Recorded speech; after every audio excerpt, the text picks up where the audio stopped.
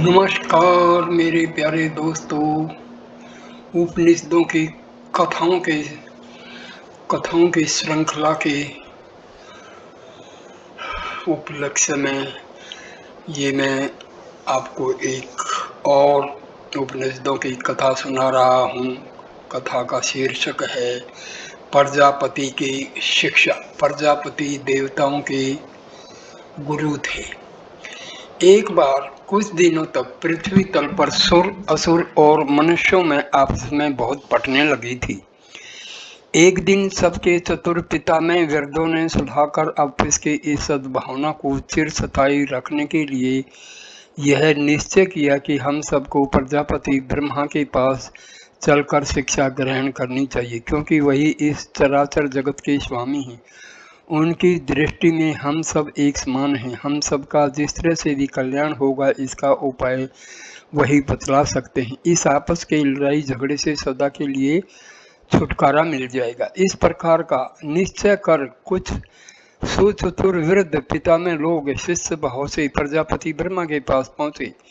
यद्यपि वे सब के सब बहुत वृद्ध हो चले थे, पर शिक्षा ग्रहण करने के लिए उन्होंने विद्यार्थी की वेशभूषा अपनाई।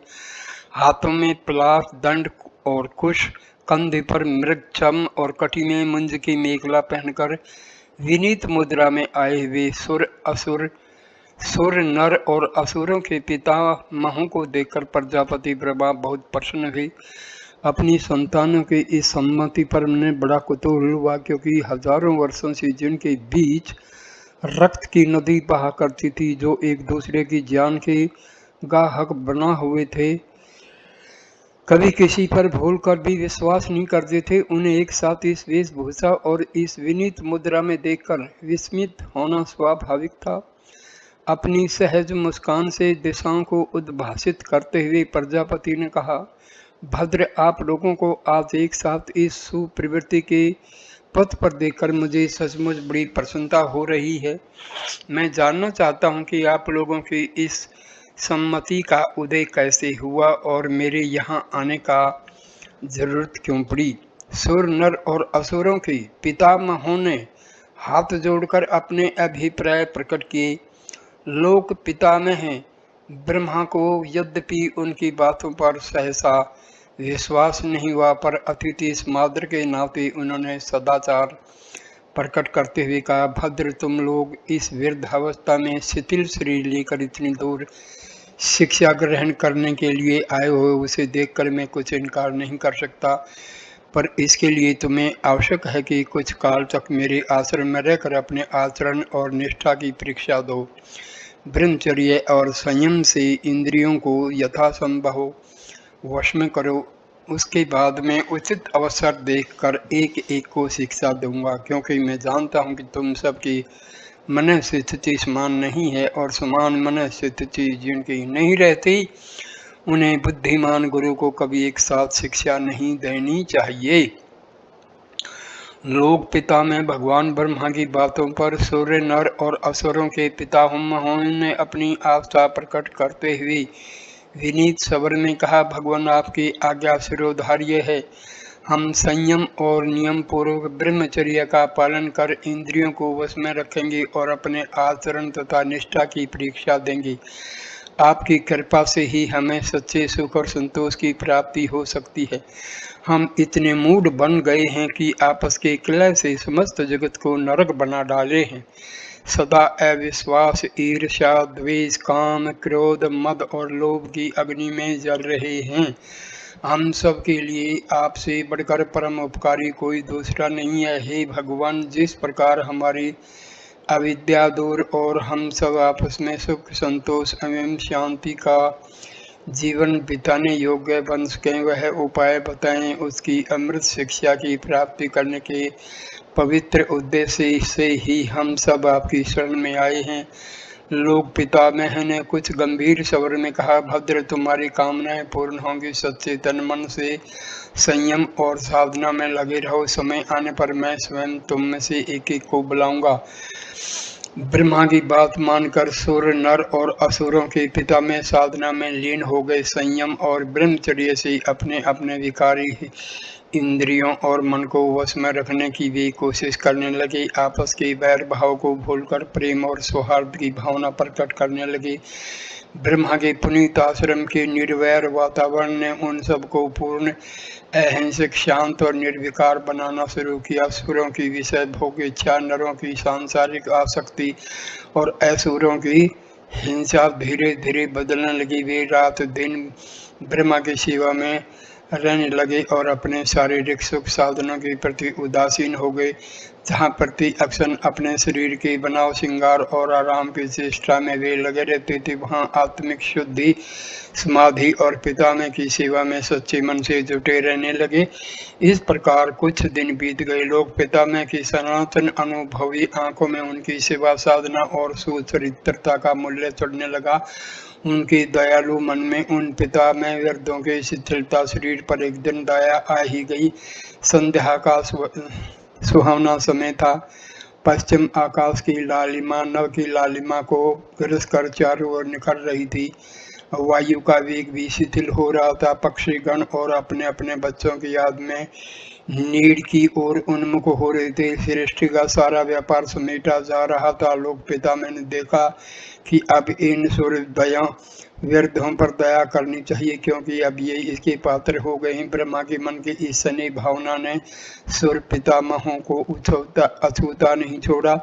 ठीक उसी समय उनके मन में भी यह खिंचाव पैदा हुआ कि आज की इस मंगलमयी वेला में हमें लोक पितामह से शिक्षा देने की प्रार्थना करनी चाहिए, क्योंकि चारों ओर से सृष्टि के कण कण में यही आकर्षण दिखाई पड़ रहा है। उन्होंने ऊपर देखा कि चंद्रमंडल के साथ विशाल गगन में ताराओं की पंक्तियां उदित होकर उनकी सफलता का संकेत कर रही हैं। वे लोक पितामह ब्रह्मा के समीप पहुंच गए और विनीत स्वर में हाथ जोड़कर बोले, भगवान आप हमें उपदेश कीजिए। हमारी सफलता की मंगलमयी बेला आ गई है। न जाने क्यों आज हमारे मानस में एक खिंचाव पैदा हुआ है कि हम अनजाने ही आपके समीप पहुंच गए हैं। लोक पितामह भगवान ब्रह्मा थोड़ी देर धीर गंभीर मुद्रा में मुख मुद्रा में सूर्य पितामहों की ओर देखते रहे। फिर मृदंग की तरह सुमधुर स्वर में केवल एक अक्षर दय बोलकर वह चुप हो गई। नीरव आकाश मंडल को प्रतिध्वनित कर उनका वह अक्षर भूमंडल को उद्भासित करते हुए वातावरण में विलीन हो गया। सूर्य पितामहों के सोम उत्सुक कर्ण रंध्रों में घंटे की टंकार की तरह वह बड़ी देर तक अनुरणित होता रहा। आंखों के सामने नाचता रहा और मुखमंडल के सामने अपने समुज्वल स्वरूप में जगमगाता रहा। इस प्रकार समस्त अंग जंग में दया का वह व्यापक विराट स्वरूप विलीन होकर सूर्य पितामहों को कृतार्थ कर गया। वे ब्रह्म के चरणों में शीश झुकाकर फिर विनीत स्वर में बैठ गए, विनीत मुद्रा में बैठ गए। उन्होंने सोचा, इतनी तपस्या और साधना के बाद जिस महान शक्तिशाली अक्षर की उपलब्धि हमें हुई है उसका तात्पर्य कितना गूढ़ और कितना अनंत होगा। वे समाहित चित्त होकर दया का अर्थ लगाने के लिए उन्होंने सोचा, हमारे आवास स्थान स्वर्ग में योगियों की भरमार है। हम सुरों के लोक में भोग विलास ही सुख शांति कारण बन गए। हम अमर अजर बनकर सदा इंद्रियों के दास बने हुए हैं। वृद्धता और मृत्यु के भय से मुक्त होकर शारीरिक सुख भोगों को ही सर्वस्व मान बैठे। संभवतः इसीलिए प्रजापति ने हमें दया अर्थात इंद्रिय दमन का उपदेश किया है, क्योंकि इसी दमन के अभाव में ही हम छल छिद्र ईर्ष्या द्वेष के शिकार बन बैठे। सचमुच इंद्रियों समेत मन का दमन कर हम बैर द्रोह आदि दुर्गुणों से सदा के लिए बच जाएंगे। सूर्य पितामह गण इस प्रकार की चिंतना और उधेड़ बन में लगे थे कि प्रजापति ने उन्हें निसंशय विचार करने से कहा, सौम्य आप लोगों ने हृदय का तात्पर्य तो समझ लिया ने? सूर्य पितामह ने विनम्र स्वर में कहा, भगवान आपकी कृपा से हम इसका तात्पर्य समझ गए। आपने हमें विलासी समझकर मन समेत इंद्रियों का दमन करने की शिक्षा दी है न? पितामह प्रजापति ने मुस्कुराते हुए कहा, भद्र, सचमुच दया का तात्पर्य यही था जिसे आप लोगों ने समझा है। जाइए और तन मन से इसी पर अवलंबित रहिए। बिना इंद्रिय दमन के मन वश में नहीं होता, बिना मन को वश में किए सांसारिक दुखों से निवृत्ति नहीं होती। आप सब लोग भोगविलास को ही जीवन का चरम लक्ष्य मान बैठे हैं। सोचें, इसी के कारण आपकी शांति बीत गई है, संतोष नष्ट हो गया और रात दिन आपस में झगड़ा फसाद मचा हुआ है। इस दया का अर्थ समझकर यदि इसी के अनुसार आचरण करेंगे तो कभी दुख और शांति न होगी। सूर्य पिता ने गण प्रजापति की इस शिक्षा को ग्रहण कर सूर्य लोक प्रस्थित हो गए। उस समय उनकी आंखों में अपनी अजरता और अमरता का सच्चा मूल्य मालूम पड़ रहा था। चिरकाल से जमा हुआ उनका वैर वृक्ष समूल नष्ट हो चुका था और संतोष तथा शांति की लहरों से द्वेष तथा ईर्ष्या की अग्नि बुझ चुकी थी। सूर्य पिता में के सुर ग्रहण कर चले जाने के बाद नर पिता में गण प्रजापति के पास जाकर शिक्षा ग्रहण करने की मंगल वेला की प्रतीक्षा करने लगे। कुछ दिनों बीतने के बाद उनकी साधना भी निर्विघ्न संपन्न हुई और जिस तरह एक दिन संध्या के समय प्रजापति और सूर्य पितामहों के मन में आकर्षण हुआ था, ठीक उसी तरह एक संध्या के समय नर पितामह ने भी जाकर प्रजापति के चरणों में प्रणाम कर निवेदन कर कहा, भगवान अब हमें भी उपदेश देकर दान कर कृतार्थ कीजिए। प्रजापति को नर पितामहों की साधना और तपस्या पर विकल्प नहीं रह गया था। थोड़ी देर तक चुप रहकर अपने गंभीर घन गर्जन स्वर में उन्होंने अपने पूर्व उपदिष्ट दया का फिर वैसा ही उच्चारण किया। नर पितामहों ने देखा प्रजापति के मुख से एक प्रदीप्त ज्वाला चारों ओर के फैल हुई अज्ञानतम का ध्वंस करती हुई आकाश मंडल में विलीन हो गई। वायु की लहरों पर उसके सुमधुर अनुरणन की झंकार बड़ी देर तक होती रही। वृक्षों के पत्तों और झुरमुटों में एक संगीत लहरी फैल गई। ऊपर नीचे दाएं बाएं सब ओर उस महामहिमा में दया की गूंज व्याप्त हो गई। पशु पक्षी भी मानो उसके अलौकिक तेज से अभिभूत होकर चुप हो गए। सूर्य ने मुंह छिपा लिया और सारी प्रकृति सन्न हो गई। नर पितामहों ने विचार किया कि निश्चय ही इस दया कार के सिवा हमारे अज्ञान अंधकार को दूर करने वाली कोई दूसरी शिक्षा नहीं हो सकती।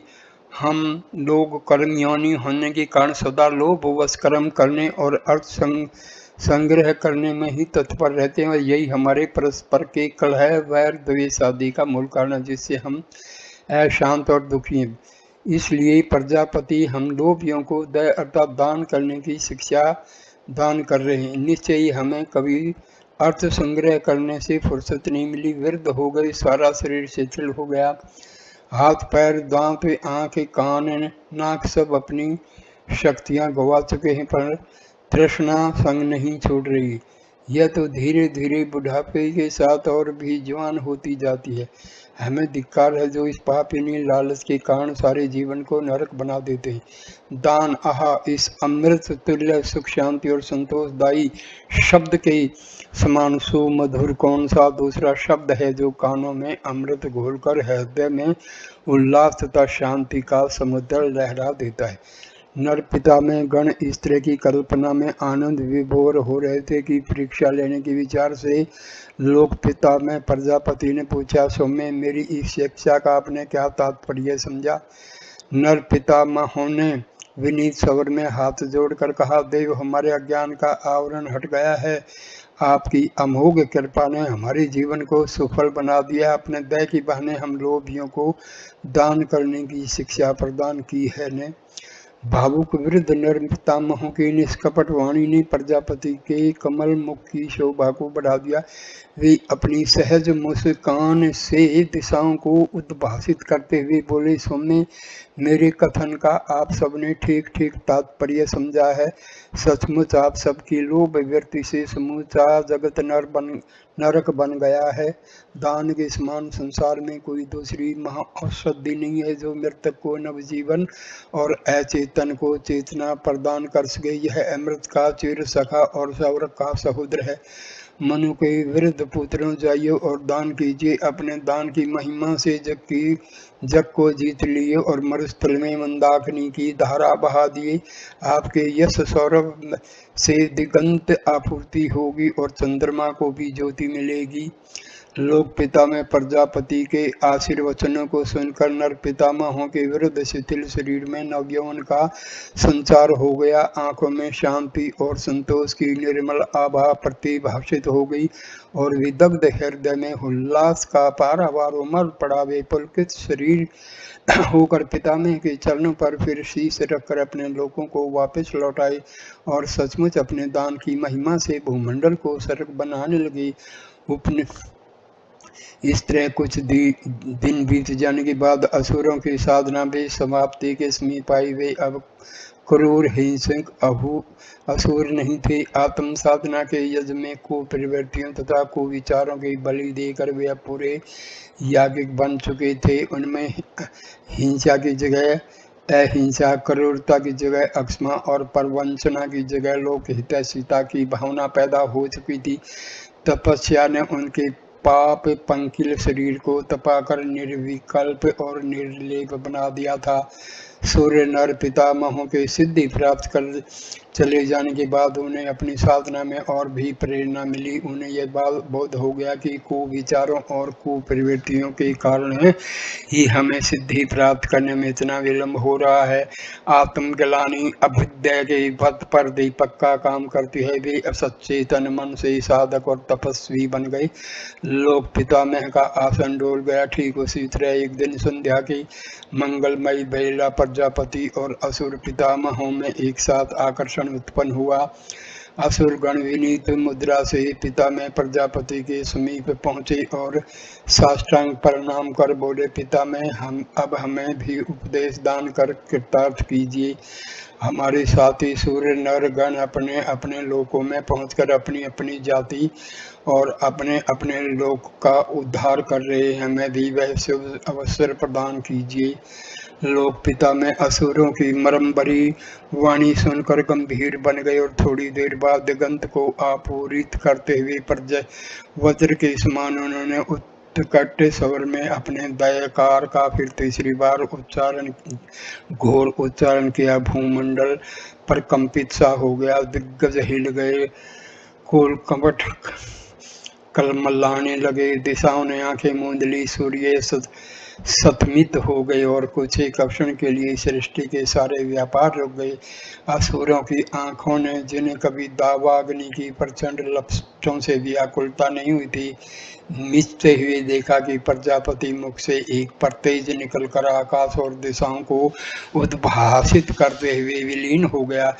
थोड़ी देर के लिए अमरश्यावकी उसे श्यामा संध्या की शोभा राका के समान हो गई। फिर देखा कि थोड़ी ही देर बाद द्रुमलताएं और वल्लारियां प्रसन्नता से खिल उठी, अधखिली चटक गई और कुडमलों में सुगंधित बिखेर उठी। पक्षीगण चहचहाने लगे और चिड़ियों के कलरों में उस दयकार का गुणगान होने लगा। असुरों के समुत्सुक कर्णरंध्रों में सुमधुर मधु के समान आनंदयी उस दयकार की गूंज प्रविष्ट कर हृदय में बैठ गई। उन्होंने अपने अंतर्नयन को खोलकर देखा कि चारों ओर उनके द्वारा की गई अहिंसा, क्रूरता और निष्करुणा की घटनाएं अक्षण भर के लिए मूर्तमान होकर विलीन हो रही है। उन्होंने अपने को बहुत संभालने की कोशिश की, तब भी उन्हें नहीं संभाल सके। आंखें आंसुओं से भर गई। हृदय करुणा से आपूरित हो उठा और चारों ओर से धिक्कार है कि गूंज उठने लगी। थोड़ी देर तक उन वृद्ध असुरों की यह दशा बनी रही, पर प्रजापति की कृपा से वे फिर आश्वस्त हुए और देखा कि उस दयकार की महान महिमा सृष्टि के कण कण में व्याप्त हो रही है। आकाश के तारे, नदियों और सरोवरों की लहरें, वृक्षों के चिकने दल, पक्षियों के कलरव और वायु के शीतल मंद सुगंध झकोरों में उसी का अनुरणन हो रहा है। उन्होंने हृदय पर हाथ रखकर सोचा, हम लोग जन्म से ही हिंसक प्रवृत्ति वाले हैं। क्रोध और हिंसा ही हमारे जीवन में नित्य का व्यवहार बन गई है। इसी के कारण हम इतने अशांत, दुखी और मलिन हैं। अपनी हिंसा से ही हमने जगत को रौरव नरक भी भयानक बना रखा है। रौरव नरक से भी भयानक बना रखा है।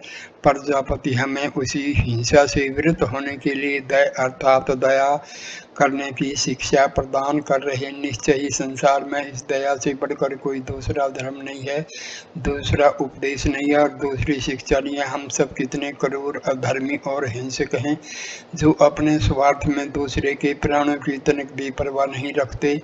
प्राणी मात्र पर दया करने के समान अमर शिक्षा और दूसरी क्या हो सकती है। दया ही एक अनुपम रत्न है, जिसका मूल्य कभी घट नहीं सकता। सुनने में कितना सुंदर शब्द है दया, मानो कानों में सुधा की धार और हृदय पर शांति और उल्लास की सरिता उमड़ रही है। निश्चय ही इस संसार में हिंसा अर्थात पर पीड़ा के समान कोई अधर्म नहीं है। वृद्ध असुर पिता में गण आत्मग्लानि की आंच में तपते हुए यह सोच रहे थे कि दयालु प्रजापति ने अपने करुणा पूर्ण वचन से अमृत छिड़कते हुए के समान सुमधुर स्वर में कहा, असुरगण, मेरे दयाकार का आपने क्या अर्थ समझा। असुरों ने विनीत स्वर में हाथ बांधकर कहा, भगवान, हम हिंसक क्रूरों को आप दया करने की अमर शिक्षा प्रदान कर रहे हैं। हम आपकी इस अमोघ कृपा से अब संसार सागर से पार हो जाएंगे। प्रजापति अपनी सहज करुणा की धार को मंद मुस्कान से बाहर उंडेलते हुए बोले, सौम्य, अब मुझे विश्वास हो गया है कि भूमंडल स्वर्ग बन जाएगा और पृथ्वी का दुख, दैन्य, दारिद्र्य सदा के लिए दूर हो जाएगा। आप सब प्राणी मात्र पर दया करें। आपको शक्ति इसलिए नहीं दी गई है कि आप अबलाओं को सताएं और संसार में दुख की दावाग्नि लगाएं। शक्ति निर्बलों की रक्षा और असहायों की सहायता के लिए है। असुरों, हिंसा के समान अशांति, असंतोष और दुख देने वाली दुनिया में कोई दूसरी वस्तु नहीं है और दया के समान अमर शांति प्रदान करने वाली कोई महा औषधि नहीं है।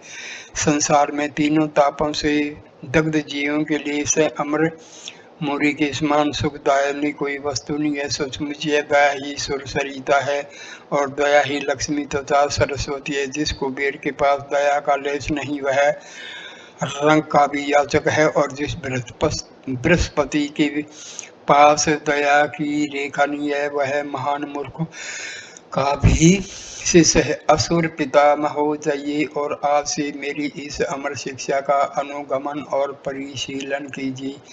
निश्चय ही आपकी सारी कामनाएं सुफल होंगी। संसार स्वर्ग बनेगा और आप सबकी कीर्ति कौमुदी दिगंत तक प्रभाषित होगी। आकाश गंगा के कमलों में लुकने वाले राजहंसों और भूमंडल के सुप्रतीक आदि श्वेत दिग्गजों की आभा भी उससे अभिभूत होगी और पृथ्वी का कष्ट सदा के लिए दूर हो जाएगा। लोक पितामह के कानों में अमृत घोलने वाले इन आशीर्वचनों को सुनकर असुरों की चिर हिंसक वासनाएं भी आंसुओं के बहाने बाहर निकल पड़ी और वे सच्चे अर्थों में प्रजापति की प्यारी संतान बनकर उनके चरणों पर गिर पड़े। तो यहाँ पर ये वीडियो को हम विश्रांत देते हैं दोस्तों। धन्यवाद ये वीडियो, ये कहानी, ये कथा सुनने के लिए। प्लीज़ इस वीडियो को लाइक कीजिए, कमेंट कीजिए, शेयर कीजिए और चैनल को सब्सक्राइब कीजिए। आपका बहुत धन्यवाद होगा मेरे दोस्तों। मेरा उद्देश्य हमारी सनातन और वैदिक संस्कृति को ज़्यादा से ज़्यादा लोगों तक पहुंचाने का प्रयास है। कृपा करके इस चैनल को आप ज़रूर सब्सक्राइब कीजिए और इन जो वीडियोज़ हैं ज़्यादा से ज़्यादा लोगों के साथ शेयर कीजिए। हमें सबको मिल के अपने सनातन धर्म को, सनातन संस्कृति को सुरक्षित रखना है, जीवित रखना है और लोगों में इसका प्रचार करना है। मेरे दोस्तों, आपका बहुत धन्यवाद होगा। नमस्कार, नमस्कार, नमस्कार।